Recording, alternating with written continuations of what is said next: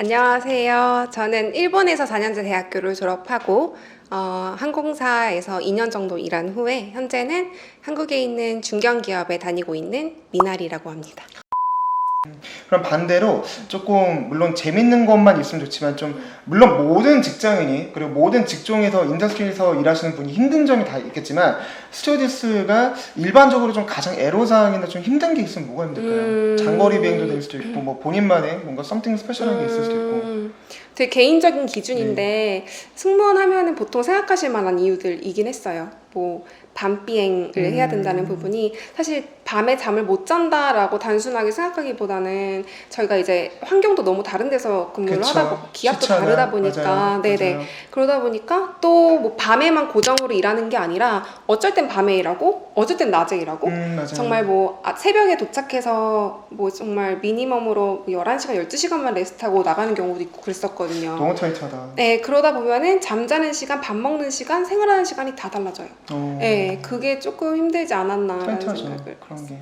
그러면은 이런 애로사항에도 불구하고 지금도 많은 항공과 그리고 일반 학과에서 스튜어디스를 꿈꾸시는 정말 미래의 어떤 스튜어디스 분들한테 후배들한테 정말 힘들지만 이거 하나만큼은 스튜어디스가 되고 싶으면 꼭 지켜라 라는 딱 요거 하나만큼의 조언을 줄 수 있을까요? 물론 뭐 중요한 게 정말 많겠지만 본인이 느꼈을 때 딱 하나를 조언한다면? 이게 승무원 준비하시는 분들은 웬만하면 다 아실 텐데 2013년에 그 아시아나 항공이 한번 추락한 사건이 있거든요. OZ214편이라는 항공기가 이제 추락을 했는데 그때 이제 승무원들이 빠르게 대처하고 침착하게 대처를 해서 되게 이슈가 됐었던 사고예요. 근데 그 사고에서 이제 제일 선임이었던 승무원을 인터뷰했을 때 그 선임이 꼬리뼈를 부상당해서 거동이 힘든 상황이었음에도 불구하고 본인 아픈 건 모르고 불을 빨리 꺼야지라는 생각밖에 안 들었다라고 이야기를 하더라고요. 네네. 근데 사실 승무원이 겉으로 보이는 외적 요소도 정말 중요하지만 좀 단단하고 뭐 용감하기도 하고 꼼꼼하기도 해야 되고요. 그리고 정말 봉사정신이라고 해야 될까요? 사실 기내에서 토하는 환자들도 승객들도 많거든요. 근데 그거 못 치우는 분들도 계세요. 승무원들 중에는. 그러니까 그런 내적 요소도 정말 중요하기 때문에 외적 요소만 보는 게 아니라 좀 내적 요소도 잘 이렇게 고루고루 갖춰서 좀 어떤 항공사에 들어가고 싶다라고 하기보다는 어떤 승무원이 되고 싶은지를 좀 생각해 보시면 좋을 것 같습니다. 이게 보여지는 이미지 말고 그러니까 보여지는 이미지는 저희 되게 화려하잖아요. 근데 그 외적으로 좀 힘든 부분도 정말 있으신 것 같아요. 대단하시네요. 아닙니다. 좀 다른 분야예요. 이제 좀 승무원 직종은 현직은 아니시잖아요. 그러니까 지금 아예 좀 다른 업계에서 근무하시다 보니까 좀 궁금한 게 승무원 출신이 좀 다른 분야로 가게 되면은 보통 너무 다양하겠지만 어떤 분야로 좀 많이 가는지도 좀 궁금해 하실 것 같아요. 그래서 이 부분에 대해서 혹시 좀 답변해 주실 수 있으실까요? 우선 서비스 마인드를 좀 많이 살릴 수 있는 직종을 많이 가시는 것 같아요. 뭐 비서직 쪽으로도 많이 가시고 아니면 서비스 교육이나 승무원 교육이나 뭐 이런 쪽으로도 많이 가시고요. 뭐 운동 좋아하시는 분들은 필라테스 강사나 요가 강사로 가시는 분들도 봤고 뭐 제 친구 중에는 지금 그 기장 공부하는 친구 있거든요. 기장 공부요? 실제로도 이제 승무원이 기장이 된 경우가 있다라고 하더라고요. 그래서 되게 다양한 직종으로 사무직 가시기도 하고 그렇게 되는 것 같습니다. 알겠습니다.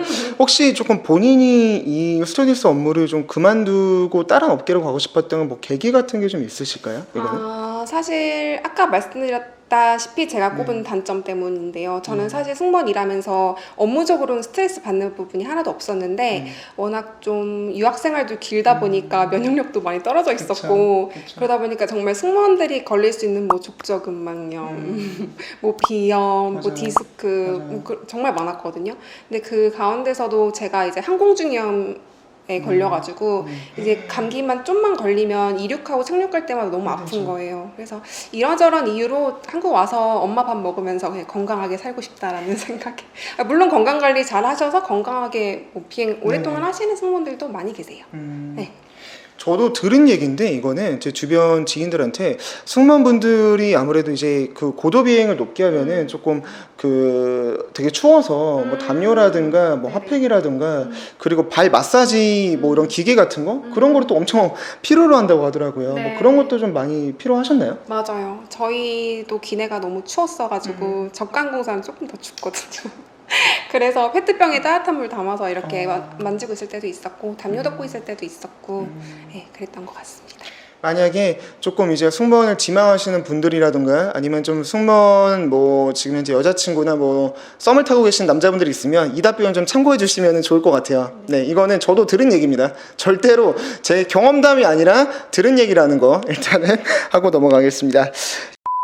저 일단 좀 이제 그 파이널 파트인데 저희 채널이 일단은 다양한 분야에서 좀 근무하시는 분들에 대한 좀 자기 개발이에요. 그래서 본인이 승무원 시절에 했던 좀 물론 엄청 비행 다녀오시면 피곤하시고 바쁘시겠지만은 좀 꾸준히 했던 자기 개발 같은 게 좀 있으셨나요?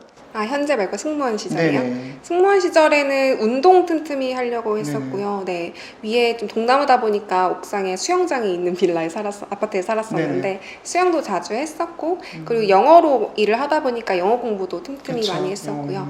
그리고 일본어 안 까먹으려고 일본어도 공부 많이 했었고 그리고 뭐 한국으로 이직 준비하고 나서부터는 토익 공부도 했었고 그거 살려서 좀 서비스에 관련된 공부도 조금 했었던 것 같습니다. 제가 다양한 분들을 인터뷰하면서 정말 배우는데 자기 개발은 끝이 없는 것 같아요. 저는 어릴 때 그냥 토플, SAT 공부하고 나 영어 잘하니까 끝냈지 싶었는데 정말 뭐 의사분도 계시고 사업가분도 계시고 스튜어디스분도 인터뷰를 하지만 다들 너무 열심히 사는 것 같아요.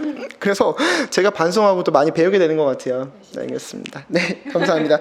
그 다음에 좀 몇 가지 질문이 남았는데 승무원 업무를 하면서 지금 본인이 하고 계신 업무는 좀 다르잖아요. 근데 지금 한국으로 일반 기업에서 근무하시는데 처음에 좀 적응하시는데 좀 어려움 같은 건 좀 없으셨나요?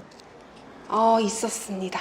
네, 저는 사실 이제 이직을 할 때 서비스는 어쨌든 어느 업계에서든 기본적인 거기도 했고 조금은 연결되는 그런 일을 선택했기 때문에 좀 도움이 되지 않을까라고 생각을 많이 했었는데요.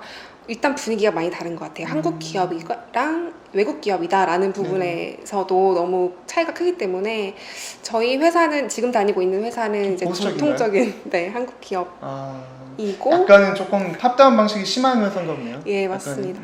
그리고 이전에는 이제 외항사였기 때문에 뭐 하이 그냥 이렇게 인사하고 이랬었는데 지금 뭐 안녕하십니까 이렇게 좀 인사를 해야 되는 분위기여서 거기에 적응하는데 좀 힘들었던 것 같습니다. 근데 이거는 장단점이 다 있는 것 같아요. 왜냐하면 국내 회사가 모두 다 그렇진 않지만 탑다운이 강한 회사는 물론 그 분위기는 좀 타이트하긴 하지만 좋게 말하면 또 정이 있는 회사고 근데 이제 외국계는 되게 자유롭고 뭐 정말 프리하고 좋긴 좋은데 뭐 진짜 인디비주얼 너는 너 나는 나라는 이게 엄청 강해가지고 그러니까 저도 유학 생활하고 저도 한국에서 뭐 컨설팅 업무 그리고 뭐 정말 다양한 업무도 많이 했지만 모든 거는 분위기는 장단점이 있는 것 같아요. 맞습니다. 그래가지고 뭐가 맞다 틀리다는 아닌 것 같고 본인 성격이나 어떤 본인 성향에 따라서 본인한테 좀 맞는 회사를 지원하시면은 좋은 결과가 있지 않을까라고. 사실은 저도 일단 지금은 그게 편해요. 뭐 후배가 갑자기 와서 하이 미나 이러면은 뭐 하는 거지? 이게 뭐지? 약간 그렇게 생각할 것 같아서.